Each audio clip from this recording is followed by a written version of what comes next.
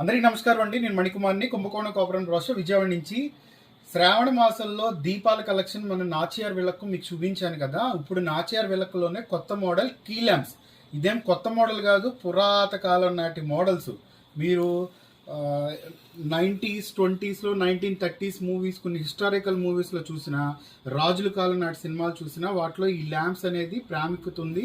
అలాగే lamps of India అనే book మీరు కనుక వేస్తే అందులో కూడా ఈ ల్యాంప్స్ గురించి మీకు పర్టికులర్గా ఉందన్నమాట. ఒక దీని గురించి కూడా మీకు క్లియర్ ఒక ఐకానోగ్రఫీ, దీని గురించి మొత్తం డిస్క్రిప్షన్ కూడా మనకి అవైలబుల్లో ఉంది. ఎందుకంటే ల్యాంప్స్లో చాలా చాలా మోడల్స్ ఉన్నాయి.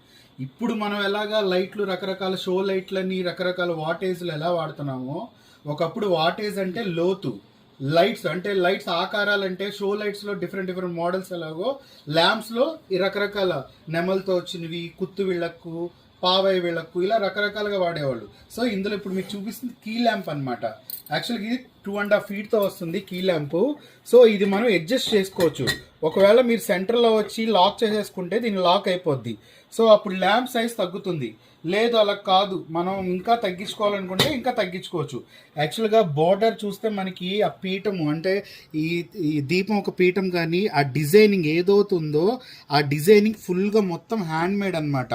ఆ తర్వాత వచ్చే ఇక్కడ చూడండి, మనకి శ్రీచక్రాకారంలో వస్తుంది ఇక్కడ. అలాగే కింద పైపు ధ్వజస్తంభం లాగా. తర్వాత ప్లెయిన్ రాడ్. ఈ ప్లెయిన్ రాడ్ ఎందుకంటే మనకి ఈ ల్యాంప్ అనేది అడ్జస్ట్మెంట్ చేసుకోవడానికి ఫ్రీగా అప్ అండ్ డౌన్ అవటానికి రాడ్ అనమాట. కీ అనేది మనకి ఇక్కడే ఉంటుంది.